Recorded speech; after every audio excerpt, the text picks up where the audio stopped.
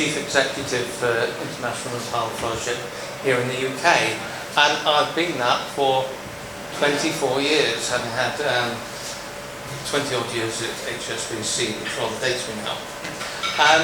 I'm going to tell you a little bit about International Nepal Fellowship, but first off I want to say a big thank you. Chris tells me that between you are contributing somewhere in the region of £800 to the charity. And that's 900 now. 900 now! Look at that. Before I leave, can you meet the 1,000? That would be quite a challenge, really, wouldn't it? Yeah. But thank you very, very, very much indeed. And I'm going to show you, I'm not going to talk for long, but I'm going to show you some of the work that we do through a video, so you can see what you're contributing to. Nepal is an improving country. It's a very poor country, but the work that we do is seeing some improvement. The problem is COVID has gone and knocked it back about 10, 15, 20 years. And that's really bad because a huge amount of their national income comes from tourism. There's been no tourism. Even larger slab of their national income comes from remittances. A lot of Nepalis have been sent back home, and so poverty is going to be really, really significant beyond what it has been. Our focus has been those that everybody else doesn't want to touch. So at one time that was leprosy, and we've learned a lot about rehabilitation of disability through leprosy.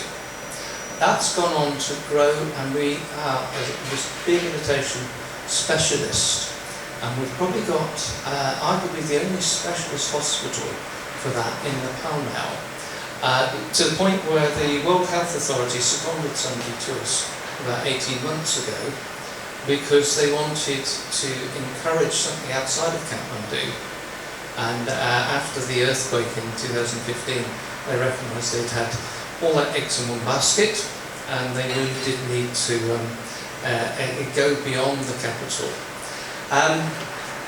The hospital I'm going to show you was on the point of closure about 6 years ago.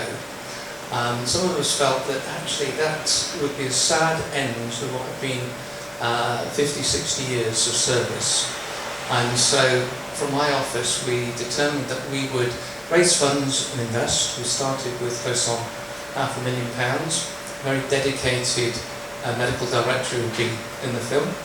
And some of what you see will look really nice, and it is really nice. Our heart is still for the poor, because in Nepal, if you don't have money, you don't get anything. And that means if you're ill, tough luck, you quite likely will die. We don't think that's right.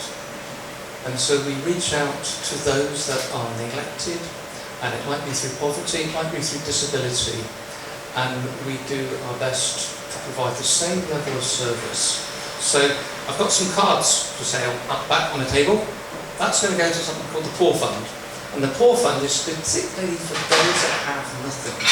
And when I mean nothing, I mean people that will borrow clothes to come to hospital because they don't have anything other than rags.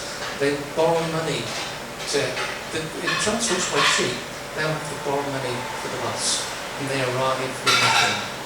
And we want them to have the best service that we can do, and we will pay for that. Okay, so that's what those cards are going to do, and make a big difference to the lives of many people. I'm going to shut up. I'm going to show you one video, talk for a few more minutes, and then show you one final video. So,